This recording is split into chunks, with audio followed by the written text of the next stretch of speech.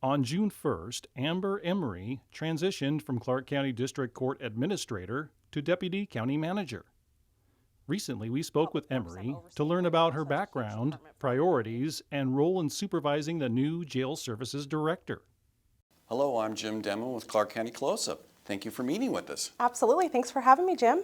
So can you please tell us about your background, where you got your education and professional services before coming to the county? I would love to. So my education is, I have a bachelor's in criminal justice and sociology from Washington State, and then I have a master's in criminology, law, and society from UC Irvine.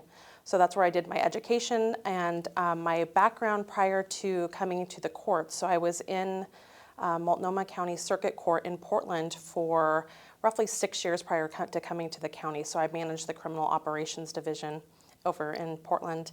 And then prior to that, I was in leadership in the tech industry. So I had background in tech before I went into the law and justice side of things. So that's my background before coming to Clark County. Okay. And then you came to Clark County to serve as the district court administrator. How long did you do that? I was in that role for about 4.5 years. 4.5 years? Okay. 4.5 years, yes. So then what attracted you to the deputy county manager position? So what attracted me was to be able to serve on a grander scale. So in the courts, you're in a limited function. It's a very important function in our society, but it's a limited scope.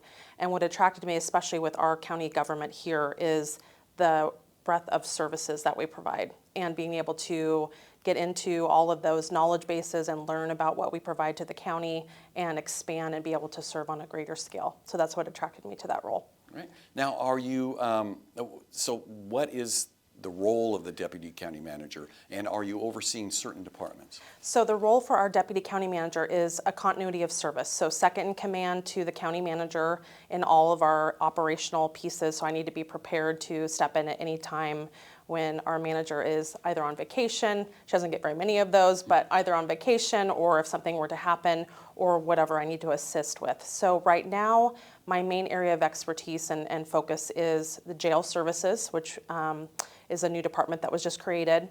Public Works I'm overseeing right now, so that's a huge department for our county, and also indigent defense. So I have a lot of the law and justice piece, which is my background, that is in part of my area, my umbrella. Okay. And so how have you been transitioning into your new role?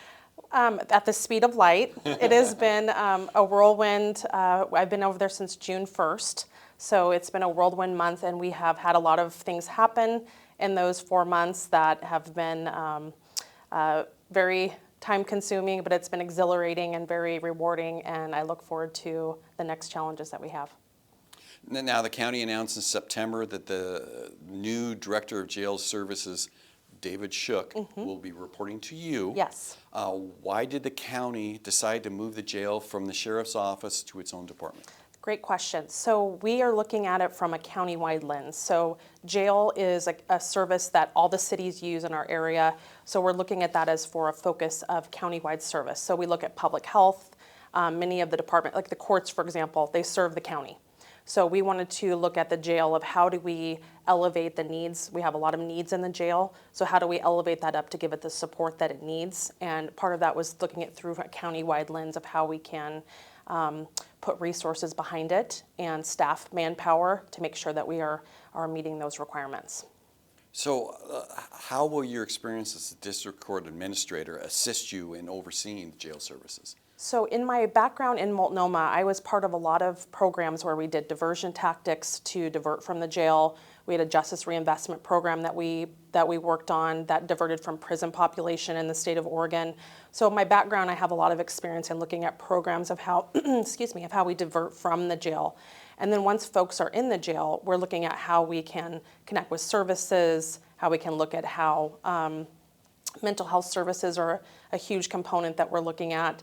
So how do we develop those? And one of the programs that I was part of when I first came to the county was expansion of our pretrial services.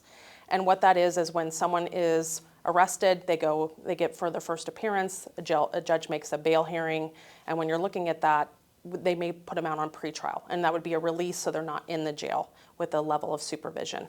So we expanded that program when I first came to the county. So my experience and background in those areas helps me look at the jail with Director Shook and seeing how have the right people in there with our law and justice partners, and then work on how we help the facility and the staff.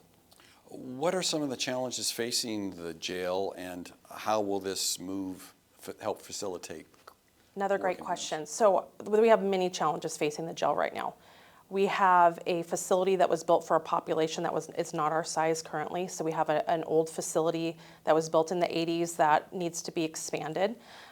We have facility improvements that need to be done to the facility. And moving it over to the county executive office enables us to elevate those concerns up to priority. And the staffing levels are another big concern. I know that we've all dealt with a lot of staffing challenges through COVID. The corrections area is no stranger to that as well. We've had a lot of vacancies, and that is a critical function, that 24/7 operation you cannot afford to go down. So we are focusing on those pieces. And we are able to put the whole county resources behind it. You know, being under the sheriff, it's elected office, it's underneath one umbrella. Being over the county executive office, you have HR, strategic partners, IT, community services, which does a lot of our mental health services, public health, instrumental with us in COVID. So those services are able to strategically partner with us as well, being under the executive office. Okay, you talked about facilities, and you mentioned we talked about remodeling the current jail, expanding it. Yes. Where are we currently with these discussions, and So any immediate plans? We do. In the next couple weeks, we have a staff report going in front of council to pay for the engineering and architecture. And so what makes that a little bit different than the previous areas is we've had a lot of planning, looking at what might space plan fit into a current facility or a new facility. What this does is let us hire an engineer. So we have a $10 million staff report that's going up in front of council, which is about 10% of a budget, and we're thinking that it'll be at least $100 million for us to do some sort of remodel or whatever they tell us would be the most efficient use of the money. Okay. It's budget season. How will the county be handling the transition from the jail, from the sheriff's office to its own department funding? So budget season we've been in budget season. So upon us, we have been working with the sheriff's office I would say the last month, in determining what budget goes over with the new department.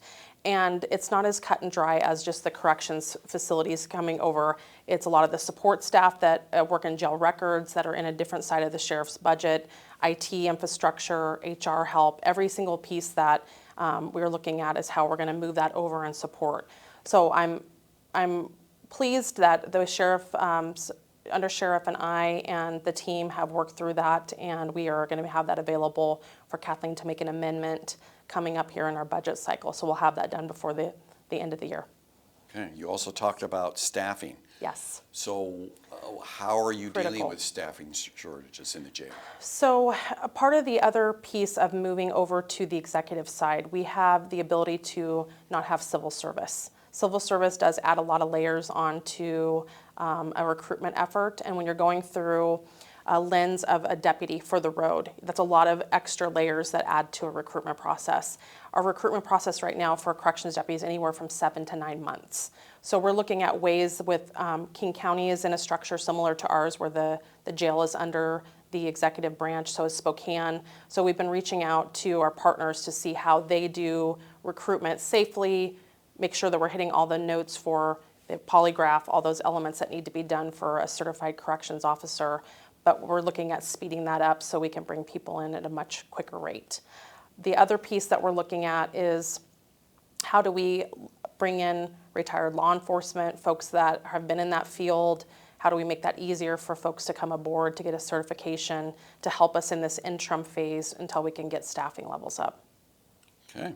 Now, what's the best way for people to contact you? The best way for people to contact me is by email. So anyone can email me, amber.emery@clark.wa.gov.